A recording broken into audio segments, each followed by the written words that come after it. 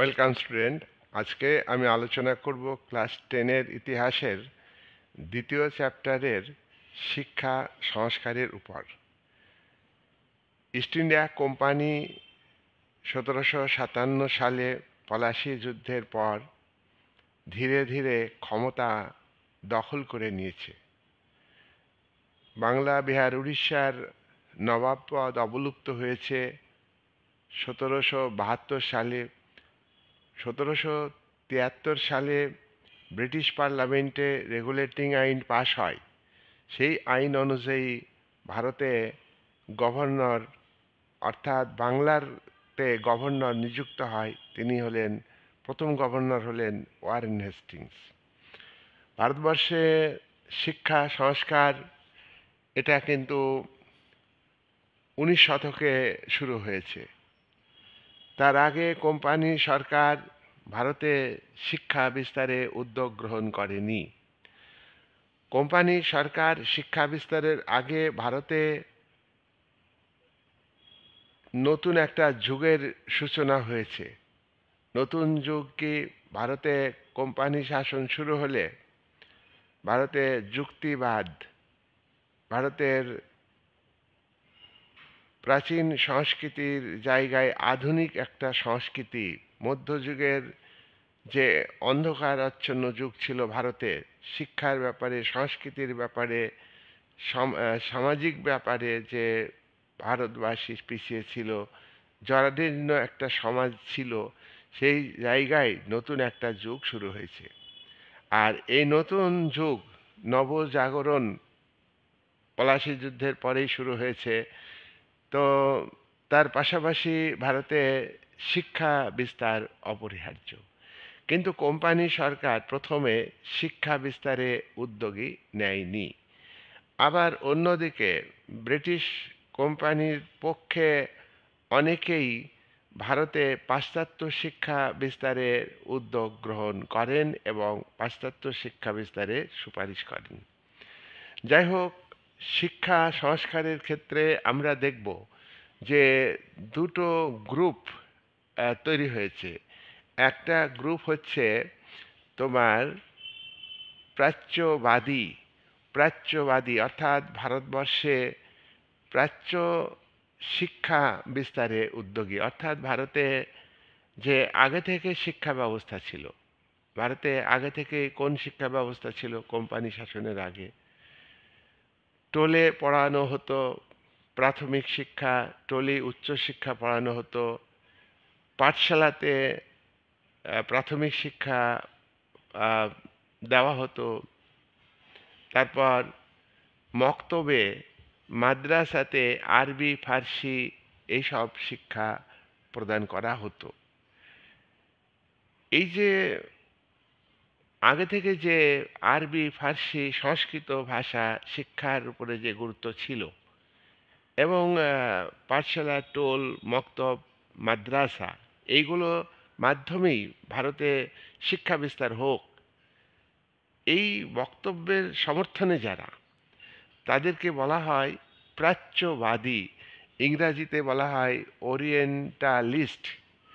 এই ওরিয়েন্টালিস্ট এরা কিন্তু বাংলা তথা ভারতে পাশ্চাত্য শিক্ষা বিস্তারের উদ্যোগ গ্রহণ করেননি।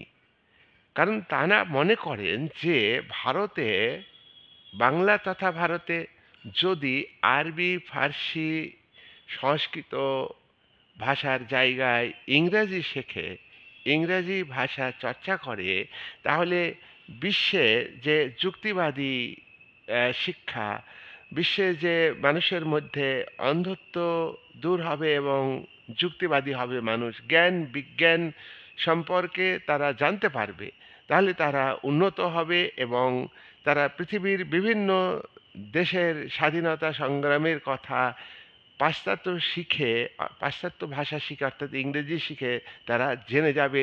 তার ফলে তাদের মধ্যে স্বাধীনতার স্পৃহা জেগে উঠবে, স্বাধীনতা আন্দোলন করতে তারা শিখে যাবে, তারা কোম্পানি সরকারের অবসান চাইবে। তাই তাই প্রাচ্যবাদীরা ভারতবর্ষে ইংরেজি শিক্ষা বিস্তার হোক, এটা তারা চাননি। প্রাচ্য শিক্ষা অর্থাৎ ভারতীয় যে শিক্ষা, সেই শিক্ষা পাঠশালাতে দেওয়া হতো, মক্তবে দেওয়া হতো, টোলে দেওয়া হতো, টোল মাদ্রাসাতে দেওয়া হতো। এখানে প্রাথমিক শিক্ষা দেওয়া হতো, জ্ঞান, ধর্ম, তারপরে এই টোল, মাদ্রাসা, এগুলি আবার উচ্চশিক্ষা কেন্দ্র ছিল। এখানে আরবি ভাষা শেখানো হতো, ফার্সি ভাষা শেখানো হতো, সংস্কৃত ভাষা শেখানো হতো। আর এই শিক্ষা প্রতিষ্ঠানগুলো নবদ্বীপ, মিথিলা, বারাণসী, তারপরে বিক্রমপুর, হ্যাঁ, এই সমস্ত জায়গায় টোল গড়ে উঠেছিল। সংস্কৃত শিক্ষার কেন্দ্র এগুলো ছিল। কোথায় কোথায় সংস্কৃত শিক্ষা কেন্দ্র ছিল, আরবি, ফার্সি এগুলো শেখানো হতো। আর সংস্কৃত শেখানো হতো নবদ্বীপ শহর, এখন তোমরা জানো মিথিলা, বারাণসী শহর, উত্তরপ্রদেশ, বিক্রমপুর, এই সমস্ত জায়গায় টোল ছিল এবং এখানে সংস্কৃত এই স্থানগুলিতে সংস্কৃত শিক্ষা কেন্দ্র ছিল।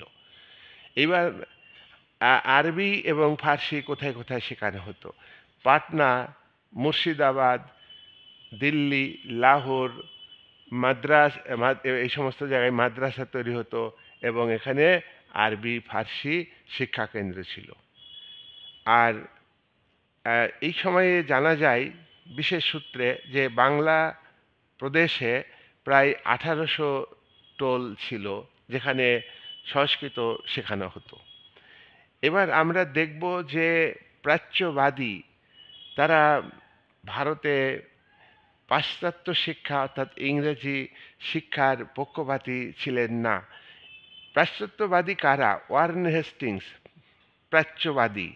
প্রাচ্যবাদী অর্থাৎ এই ভারতীয় শিক্ষায় শিক্ষিত হোক ভারতবর্ষের মানুষ, এটা ওয়ারেন হেস্টিংস চাইতেন। হোরেস উইলসন তিনি প্রাচ্যবাদী, তিনি ভারতে ইংরেজি শিক্ষা বিস্তারের পক্ষপাতী ছিলেন না। Holt Mackenzie, Henry Prinsep, Warren Hastings এনারা কিন্তু প্রাচ্য শিক্ষার পক্ষে যুক্তি দেখিয়েছেন এবং প্রাচ্য শিক্ষা অর্থাৎ ভারতীয় শিক্ষায় ভারতের মানুষকে শিক্ষিত করবার পক্ষপাতী ছিলেন। তাই ভারতের যে শিক্ষা সংস্কৃতি অর্থাৎ সংস্কৃত শিক্ষা, আরবি শিক্ষা, ফার্সি শিক্ষা, এইগুলোর উপরেই এরা গুরুত্ব, যেটা আগে থেকে ভারতে যে শিক্ষাগুলি দেওয়া হতো সেইগুলির উপরেই এরা গুরুত্ব দিয়েছেন। এবার আমরা দেখব যে ওয়ারেন হেস্টিংস উনি তো প্রথম গভর্নর, বাংলার গভর্নর, অর্থাৎ তিনি আবার ভারতের গভর্নর। ভারতের গভর্নর বলে কিছু ছিল না, কলকাতা রাজধানী ছিল। সুতরাং ওয়ারেন হেস্টিংস 1781 সালে কলকাতাতে আরবি, ফার্সি, মুসলিম আইন চর্চার জন্যে কলকাতায় একটি মাদ্রাসা প্রতিষ্ঠা করেন। কে কলকাতায় মাদ্রাসা প্রতিষ্ঠা করেন? Warren Hastings. কত সালে? 1781 সালে। তিনি ভারতের প্রথম গভর্নর। এগুলো শর্ট হিসাবে ইম্পর্ট্যান্ট। তারপর কলকাতা সুপ্রিম কোর্ট প্রতিষ্ঠিত হয় 1773 সালে। রেগুলেটিং আইন অনুযায়ী কলকাতা সুপ্রিম কোর্ট, কলকাতা রাজধানী ছিল, সেই সুপ্রিম কোর্ট পরে হস্তান্তরিত হয়েছে, তোমরা জানবে। তো এই কলকাতা সুপ্রিম কোর্টের একজন বিচারপতি তিনি হলেন উইলিয়াম জোন্স। এইটাও শর্ট হিসেবে ভেরি ভেরি ইম্পর্ট্যান্ট। 1784 সালে উইলিয়াম জোন্স ভারতে প্রাচ্য শিক্ষা অর্থাৎ ভারতীয় শিক্ষা, আরবি, ফার্সি এ সমস্ত শিক্ষা বিস্তারের, সংস্কৃত শিক্ষা বিস্তারের জন্য তিনি উইলিয়াম জোন্স এশিয়াটিক সোসাইটি প্রতিষ্ঠা করেন। Asiatic society. জোনাথন ডানকান ইনিও প্রাচ্য শিক্ষার পক্ষে। এই প্রাচ্য শিক্ষার পক্ষে জোনাথন ডানকান বারাণসীতে সংস্কৃত কলেজ প্রতিষ্ঠিত করেন। এ থেকে বোঝা যায় যে প্রাচ্যবাদীরা কি চান। প্রাচ্যবাদীরা ভারতে ইংরেজি শিক্ষা বিস্তারে পক্ষপাতী ছিলেন না। তারা ভারতীয় যে শিক্ষা, আরবি, ফার্সি, সংস্কৃত শিক্ষা, এইগুলিকে বিস্তারের উদ্যোগ নেন। আর এগুলি আগে থেকেই এগুলি বিস্তারের জন্য যেসব কেন্দ্র ছিল সেগুলি আমি ভিডিওতে আলোচনা করলাম, তোমরা ভালো করে মনে রাখবে। আর আর এর বিপক্ষে হচ্ছে পাশ্চাত্যবাদী। পাশ্চাত্যবাদীরা ভারতে ইংরেজি শিক্ষার পক্ষপাতী ছিলেন। তারা পাশ্চাত্য শিক্ষার পক্ষপাতী ছিলেন। যারা পাশ্চাত্যবাদী তাদের মধ্যে উল্লেখযোগ্য হচ্ছেন Charles Grant, Thomas Babington Macaulay. মেকলের মিনিট আছে, পরে আলোচনা করব আমি। উনি ভারতবর্ষের মানুষকে খুবই ঘৃণা করতেন, কিন্তু ভারতের মানুষকে শিক্ষিত করতে হবে ইংরেজিতে। তার কারণ ইংরেজি না শিখলে ইংল্যান্ড থেকে মানে লোক নিয়ে এসে ভারতকে শাসন করা সম্ভব নয়। তাই কোম্পানি শাসনের এবং ব্রিটিশ শাসনের পক্ষে ভারতবর্ষের মানুষের মধ্যে শিক্ষা বিস্তার করতে হবে ব্রিটিশ সরকারের, কোম্পানি সরকারের স্বার্থে। সুতরাং এই জায়গায় দাঁড়িয়ে মেকলে শুধু ভারতীয়দের ঘৃণা করতেন, কিন্তু তিনি ভারতীয়দের ইংরেজি শিক্ষায় শিক্ষিত করার পক্ষপাতী ছিলেন, সেটা কোম্পানি সরকারের স্বার্থে। ট্রেভেলিয়ান, ট্রেভেলিয়ান চার্লস গ্রান্ট, হ্যাঁ, ইনিও পাশ্চাত্য শিক্ষার পক্ষপাতী ছিলেন। 1792 সালে ভারতের সমাজ সম্পর্কে ঘৃণা করেছেন। মেকলেও ভারতের সমাজ, ভারতের যে শিক্ষা, সংস্কৃতি, ঐতিহ্য সবগুলিকে মেকলে ঘৃণা করেছেন।